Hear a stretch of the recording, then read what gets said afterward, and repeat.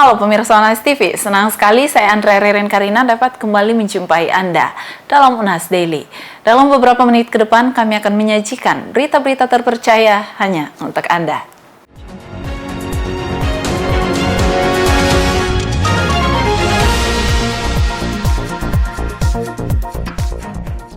Pemirsa, ada kabar baik bagi kalian pecinta kopi di Makassar.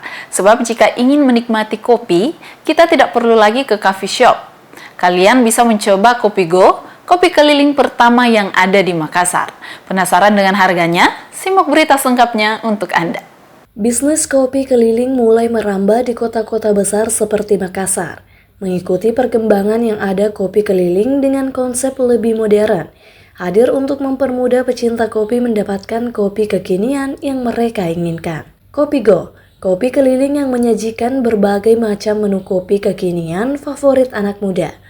Kopi Go muncul sebagai pelopor pertama kopi keliling di Makassar dengan penyebaran wilayah dari BTP hingga ke CPI dan rute perjalanan yang luas memudahkan Kopi Go untuk menjangkau lebih penikmatnya.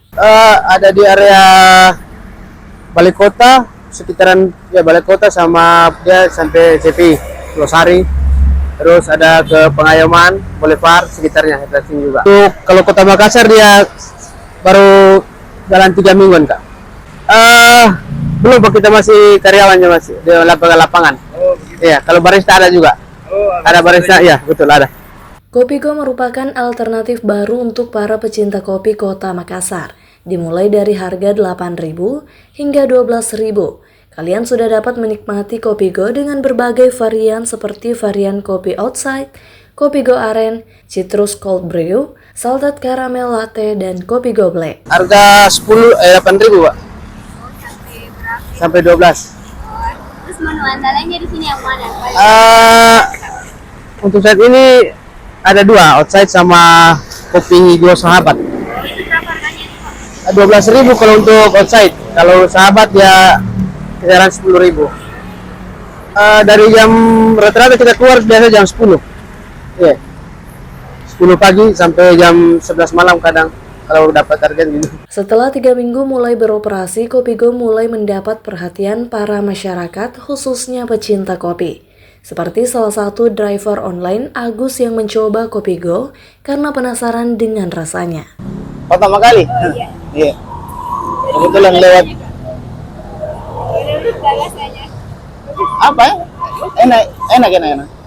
Kira-kira rasanya sama harganya sebanding jika apa worth it atau belum? Bagaimana?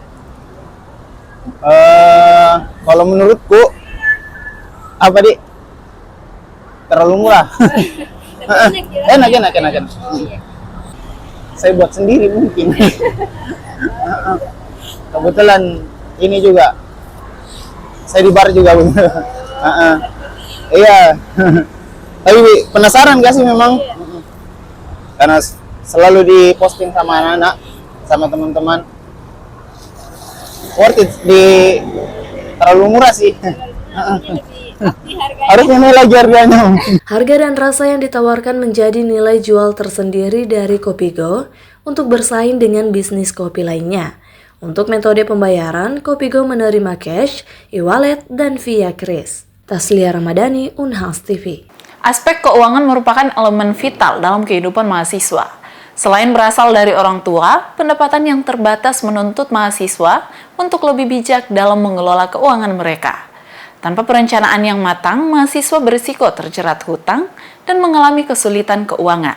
Berikut beberapa tips penting dalam kesalahan umum yang harus dihindari.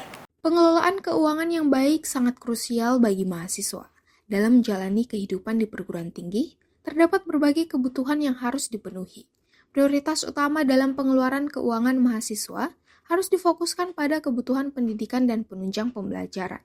Kesalahan terbesar yang sering dilakukan mahasiswa adalah tidak merencanakan keuangan dengan baik.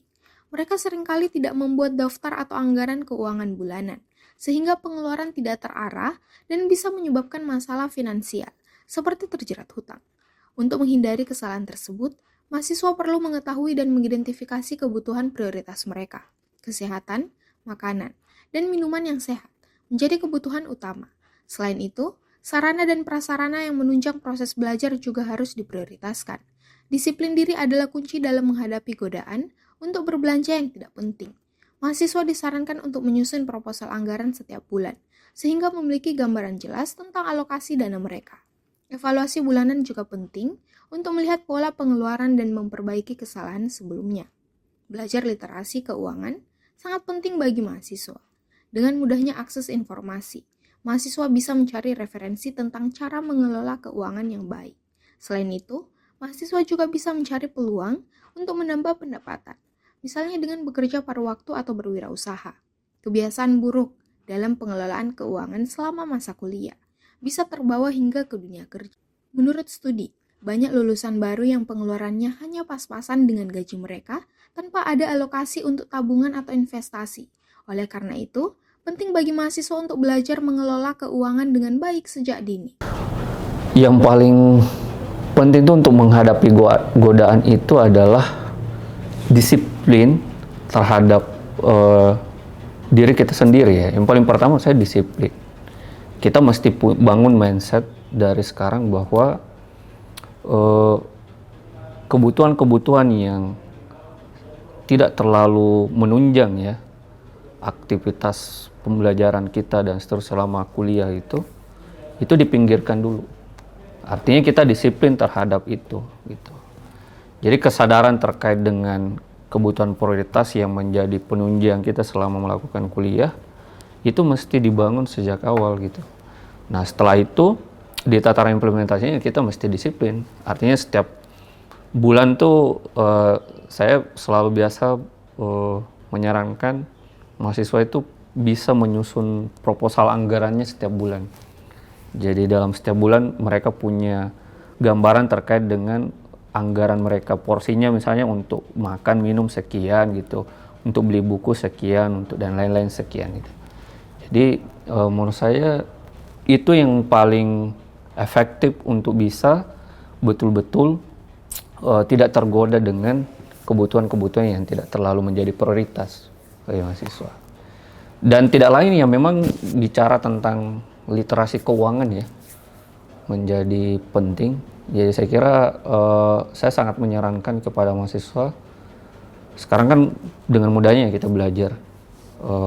Jadi kita bisa cari referensi-referensi gimana sih mengelola keuangan dan baik. Tapi secara inti ya itu tadi disiplin, betul-betul mengimplementasikan, melihat pola pengeluaran kita tuh yang mana kira-kira oh ini kemarin pada bulan sebelumnya ya di sini saya ternyata membelanjakan uang saya tuh ke hal-hal yang nggak terlalu signifikan mempengaruhi proses pembelajaran saya dan seterusnya. Wah itu ditanggalkan dulu dan seterusnya. Kemudian setiap istilahnya ya kita melaksanakan proses perencanaan anggaran ya keuangan kita selama sebulan gitu. Jadi kita setelah selesai merencanakan di akhir-akhir bulan biasanya kita evaluasi.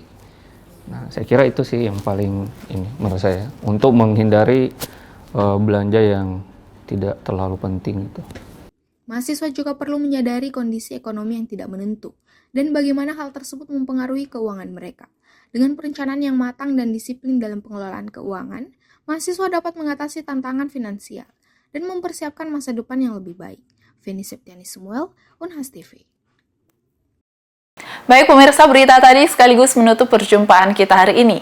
Jangan lupa untuk terus saksikan Unhas Daily hanya di Unhas TV. Saya Andrea Ririn Karina mewakili kru yang bertugas. Pamit undur diri dan sampai jumpa.